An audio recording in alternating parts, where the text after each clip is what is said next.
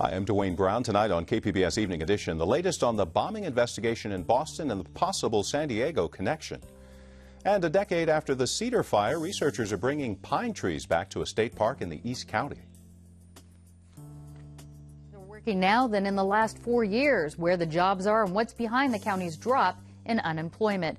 Plus, the government is to choose, and the ability to make those choices wise and responsible and prudent. San Diego State students commemorate the 50th anniversary of President Kennedy's visit by reading from his commencement speech the president's impact on the university and where higher education stands now. Could a simple card be the ticket to the future for San Diego's transit system? We'll have a look at the Compass card. KPBS Evening Edition starts now.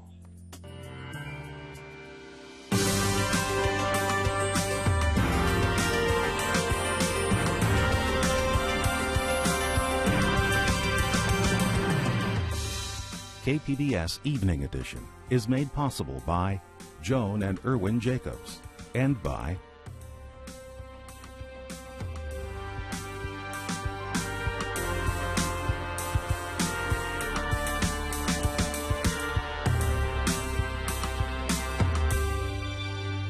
Hi, good evening. Thanks for joining us. Agents now say it appears the Boston bombing suspects were inspired by radical jihadist messages on the internet, some by a cleric who preached in San Diego. Anwar al-Awlaki was once an imam in La Mesa who became a major figure in al-Qaeda and the 9/11 attacks. He was assassinated in 2011. Federal officials believe Tamerlan and Dzhokhar Tsarnaev followed his teachings, encouraging attacks against Americans on their own soil. They also believe the older brother, Tamerlan, was the dominant force behind the attacks. There will be more on the investigation coming up on the PBS NewsHour at 7. An attempted murder charge has been filed in connection with the beating of a prominent local architect.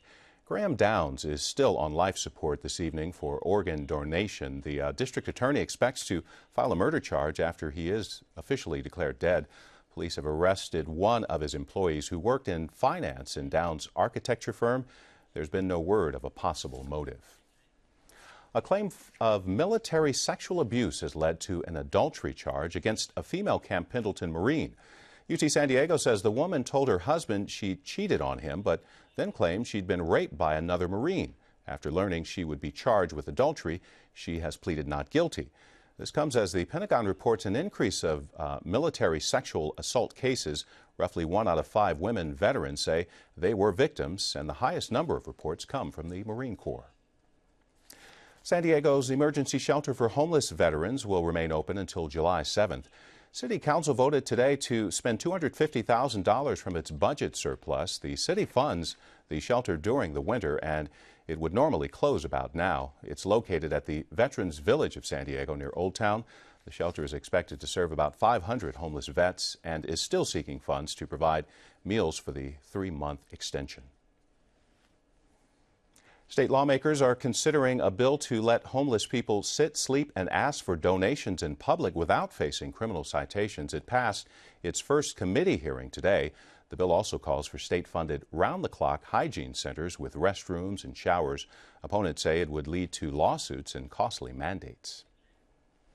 It's been a few tough days for air travelers around the U.S. Air traffic controllers are getting furloughed because of federal budget cuts, and flights are getting delayed as a result.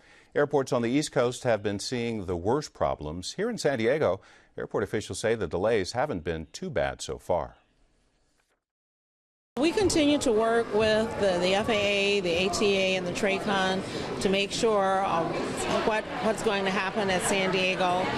But earlier this week, we've not had any delays out of San Diego. We have had delays, but they've been as a result of delays at the originating point of those flights, not from San Diego. We anticipate as the summer goes on, we will continue to work with the FAA to see what those impacts might be. But so far, so good for San Diego.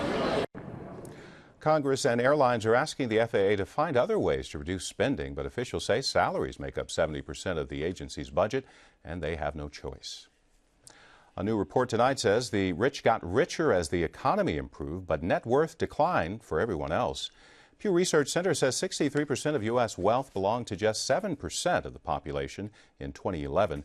That's up from only 56% 2 years before. Researchers say richer folks typically own stocks and other financial holdings. Those have increased in value, but the less wealthy tend to have more of their assets in their homes.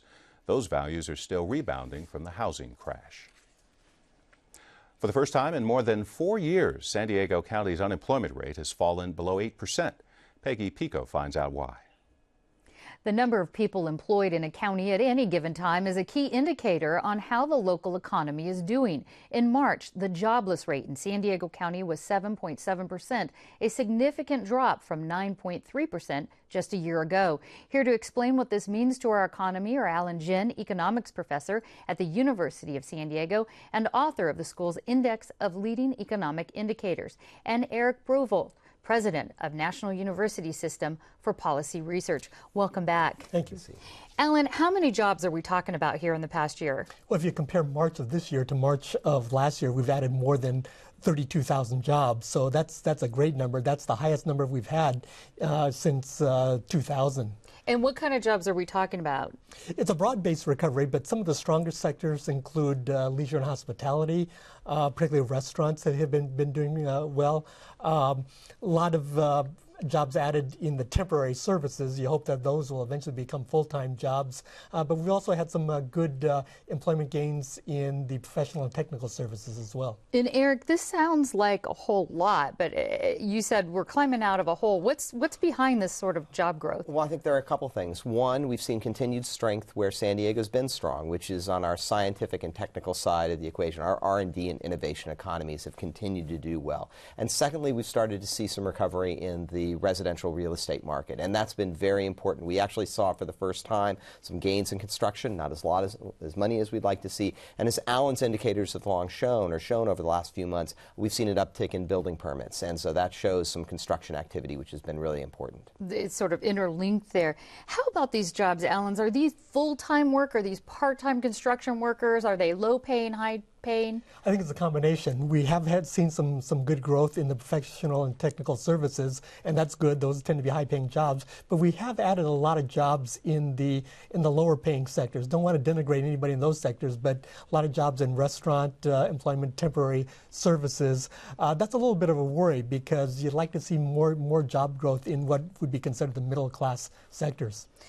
Do you think that we will see that growth in the near future? I think we'll see some growth, but there might have been a shift in terms of the structure of the economy, which doesn't bode particularly well, and so that's going to be one of the challenges in the years ahead. And Eric, do you see this growth, so good growth, biggest growth in the last 4 years, do you see this as something we can sustain and it'll keep going? You know, I think absolutely, but I think there's one caution on the horizon. We have seen this story once or twice before where we've seen good growth in the early parts of the year and then it's slumped off. As long as we don't have sort of manufactured crises coming out of Washington, Sacramento, Europe, I think that consumer confidence will stay strong and we'll see this growth continue. And hopefully for the end of the year, we'll add over 30,000 jobs to the economy here in San Diego. So as long as people in Washington don't panic, we might be able to sustain this. As long as the adults are in control, I think we're going to be in good shape. All right, Alan, what about sequestration? Because that's something that's happening now. We're going to feel the effects of that. Will that impact this? That's a concern here in San Diego because we are dependent, maybe more than other metropolitan areas, on government spending, not only our defense, but scientific research, things like that. I think what that'll do is it'll slow our recovery. We'd add more jobs, but it won't derail it.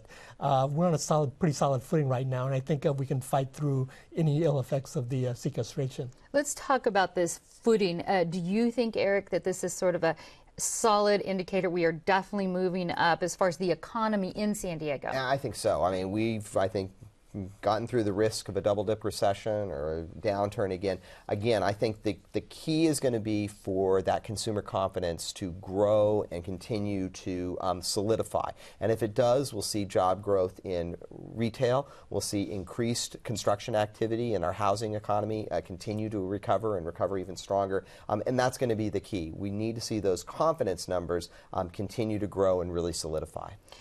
Alan, where are we lagging? Where was it flat as far as, or job losses?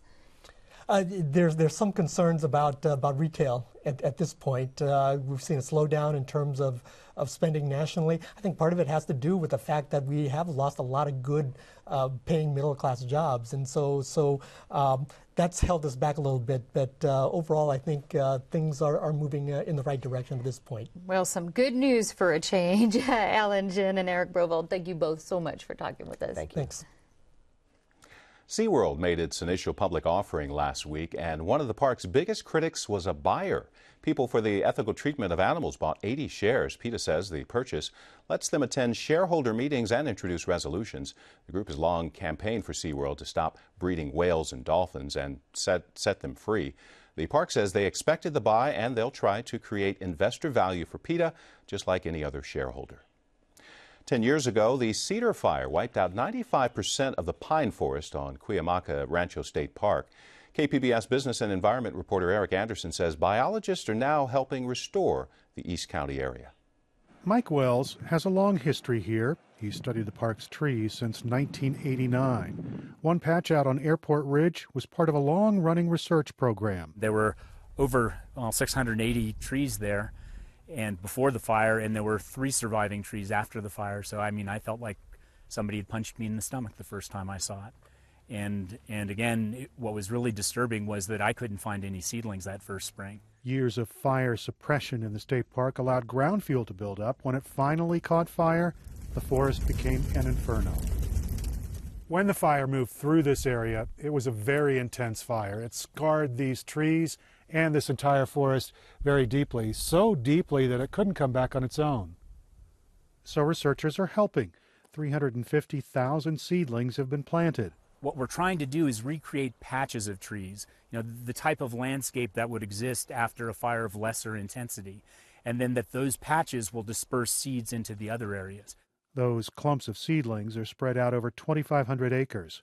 Lisa Gonzalez-Kramer says half have already been planted. If you look at all of those standing pines, they're the ones with the tall, straight trunks. That's the density of the forest before the fire. And what we're restoring is the forest that won't be quite as dense because we want it to be well spaced and resistant to fire in the future. The project will cost more than $10 million when complete decades from now. The latest infusion of cash, $1 million in mitigation funds, comes from the company building the desalination plant in Carlsbad. Eric Anderson, KPBS News.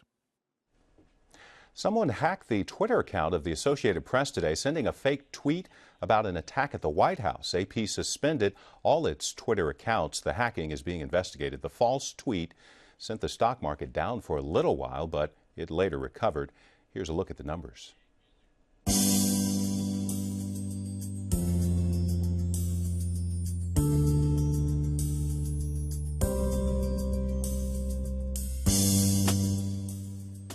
No more smoking on the campus of UCLA. It's the first school in the UC system to impose a smoking ban. That includes smokeless tobacco and advertising. UC San Diego will go smoke-free on September 1st. The Central Valley is California's agricultural heartland, and it has some of the most polluted cities in the state. A new report from California's Environmental Protection Agency looks at traffic, along with pesticide use and threats to groundwater.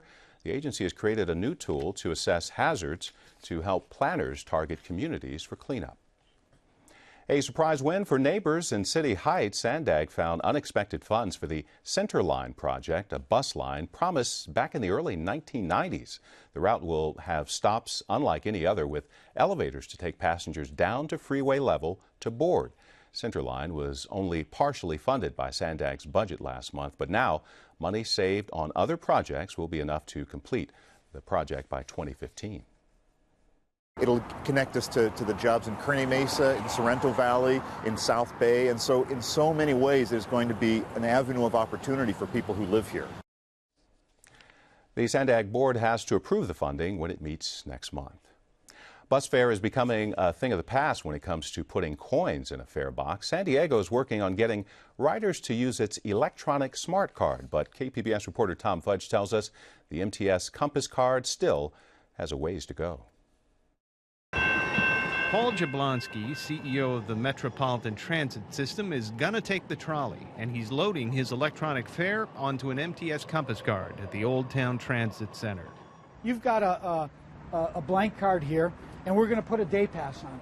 He holds the Compass card over an electronic eye on a ticket vending machine, and the fare is downloaded. The Compass card is what they call a smart card, and it's been in use for several years. But now the MTS is making it more difficult not to use one. A day pass on the bus costs you $2 more if you don't use a Compass card. Some annoyed riders call it a surcharge. The point of the card is to bring San Diego Transit into the 21st century.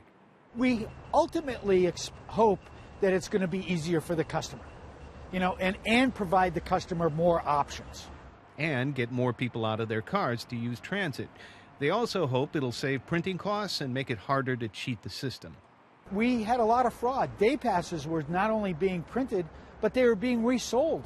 Lots of people riding the trolley at the Old Town Transit Center use Compass cards, and it's getting pretty good reviews. Right now it's a lot cheaper to buy a Compass card than it is gas in the car to stop and start going back and forth all the time. But San Diegans who want a ticket to ride are still stuffing dollar bills and shoving coins into fare boxes as they avail themselves of public transit. The Compass card works great for daily transit users who pay for monthly service, but for occasional users, there's a lot to be desired. Upon hearing about the Compass card, I thought it would be a great way to have ready bus fare anytime you need it without having to pay for bus rides you don't need. I could give cards to my 2 kids so they could use it maybe once or twice a week to take the bus home from school.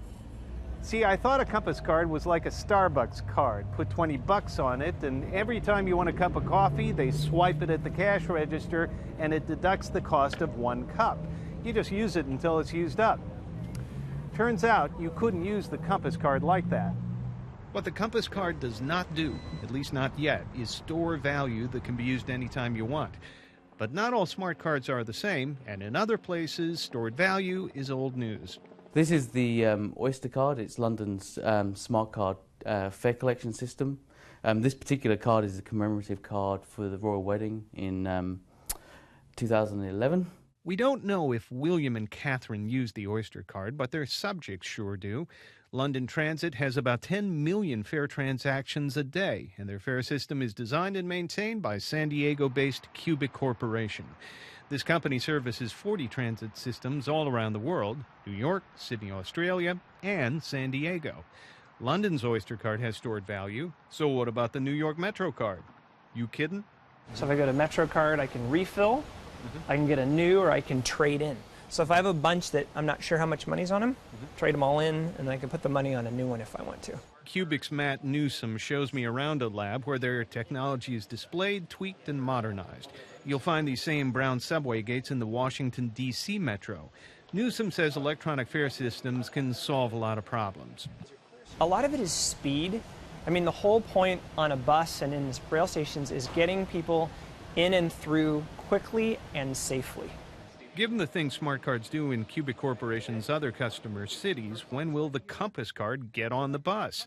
Paul Jablonski says the Compass card will offer stored value starting later this year in San Diego.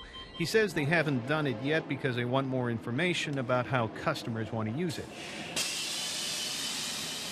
Back at Cubic, where they test smart card receptiveness on multiple devices, I asked Newsom if smart cards are the state of the art. It probably is state of the art.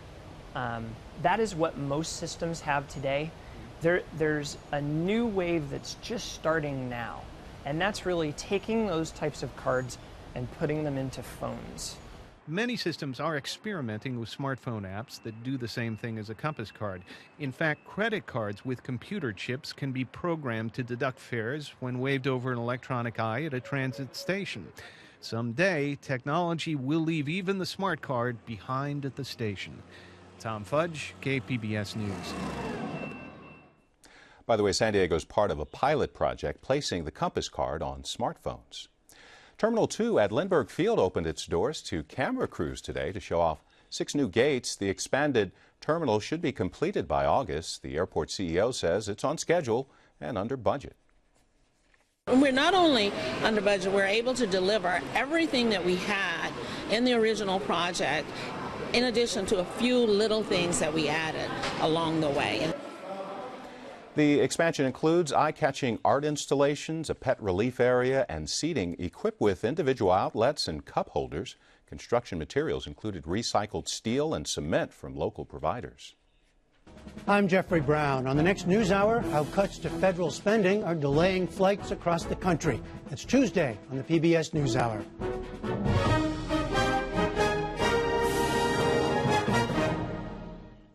San Diego State celebrated the 50th anniversary of President Kennedy's visit today. Peggy Pico explains how the visit shaped the school's future.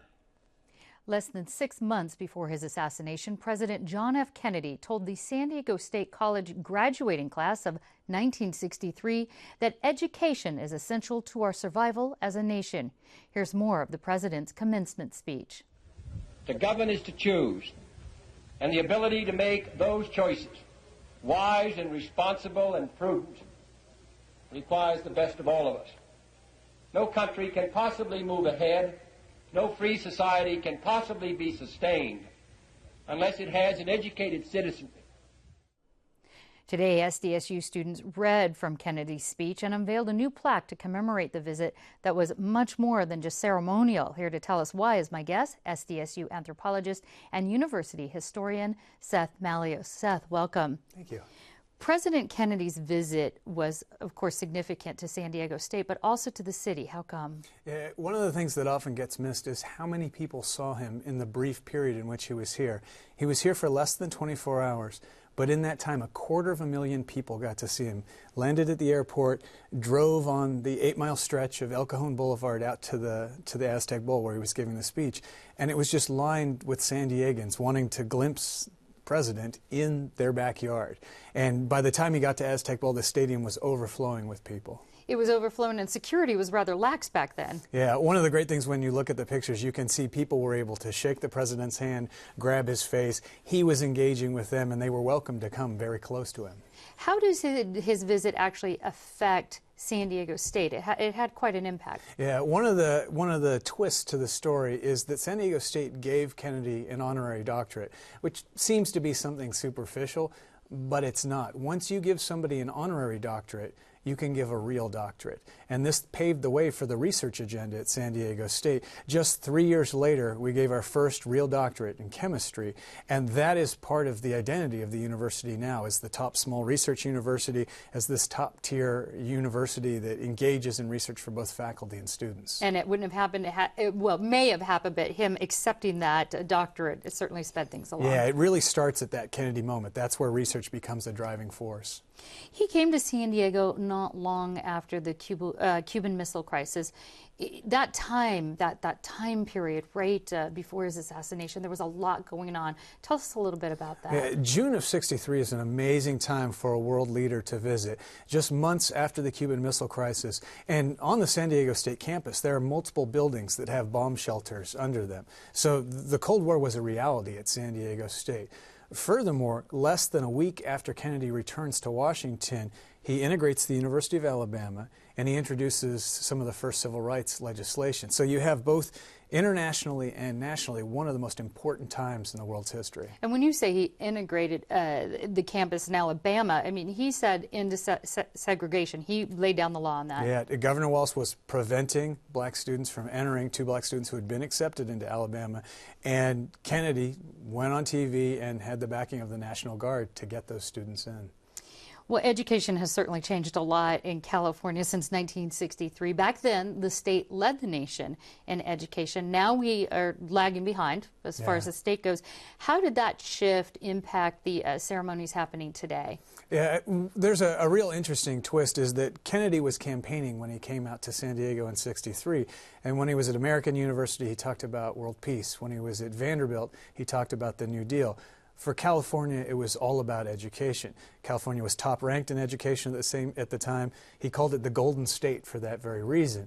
Now we rank 49th in terms of monetary support for our schools. And that has had this huge twist. We had a student symposium this morning, and that's where the students who are enrolled right now got to speak to inequity. Got to speak to what it's like to be underfunded and to be discouraged from going into the profession of teaching. It was a very rigorous debate. It was something that I was thrilled to have because it's too easy to get lost in just the older intellectual side of it. This is something we're going to draw inspiration from the past, but we're going to involve the future leaders in that process.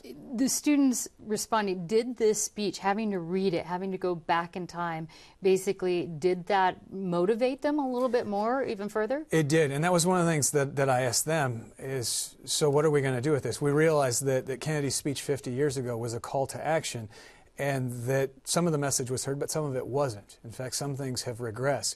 And in talking to students and telling them in 1963, tuition, it was just fees, it was $5. And now they're paying well over $5,000 to go to school. And so they had very passionate responses. And this generation is something special. It's worth giving them credit for the fact that this is the Columbine generation, the 9/11 generation. They're very realistic. And they are able to be proactive instead of just being idealistic about how possibly to solve the world's problems. Okay, moving forward on that in the future still. Yeah. Anthropologist Seth Malleus, thank you so much for talking with us. Thank you. Well, get ready for possible thunderstorms. They're in the forecast for later tomorrow along the coast, then overcast for the rest of the week. Same picture for the inland valleys, possible thunderstorms tomorrow, then overcast. Partly cloudy for the mountains with temperatures in the 60s. For the desert, sunshine, warm, 80s and 90s. You can find tonight's stories and download the KPBS app all on our website, kpbs.org/evening edition. Thanks for joining us. Have a great night.